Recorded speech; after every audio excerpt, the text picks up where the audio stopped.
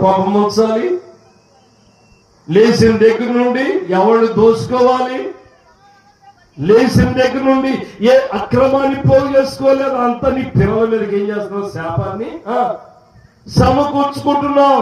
లేచిన దగ్గర నుంచి ఏ అమ్మాయిని పాడు చేయాలి, ఏ అబ్బాయిని పాడు చేయాలి, ఏ కుటుంబాన్ని నాశనం చేయాలి, నీ కుటుంబం ఏమైపోతుంది? నాశనం. అవునా? నేను ఈరోజు వాక్యం చదివాను, యోబు గ్రంథంలో మాట్లాడాను. దుర్నీతిని విత్తువాడు ఆ పంటనే కోయును. ఏమి?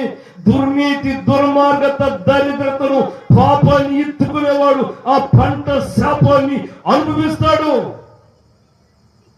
దిగా నీతిని విత్తు, శ్రేష్టమైన ఫలితాలు నీవు అనుభవిస్తావు. దేవుని స్తోత్రం గట్టిగా హల్లెలూయా.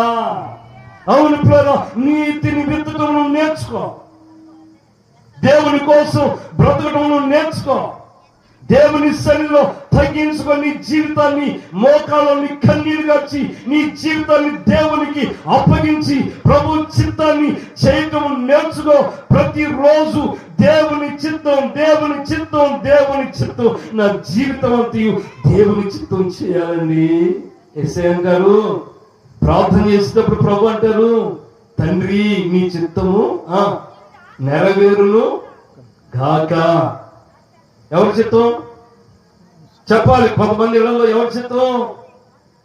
దేవుడు భర్త అయిపోతున్నాడు, దేవత భార్య అయిపోతుంది, పిల్లలేమో చిన్న దేవతలు అయిపోతున్నారు, కుటుంబం అంతా దేవుళ్ళు, దేవతలు, దెయ్యాలు. ఇంట్లో ఎవరు లేరు?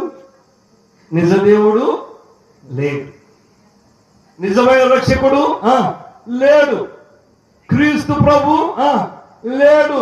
ఇక ఆ ఇంట్లో ఎప్పుడు చూసినా తిండి, లోకము, బట్టలు, బంగారము, వెండి, ఆస్తులు, ఈ గొడవే.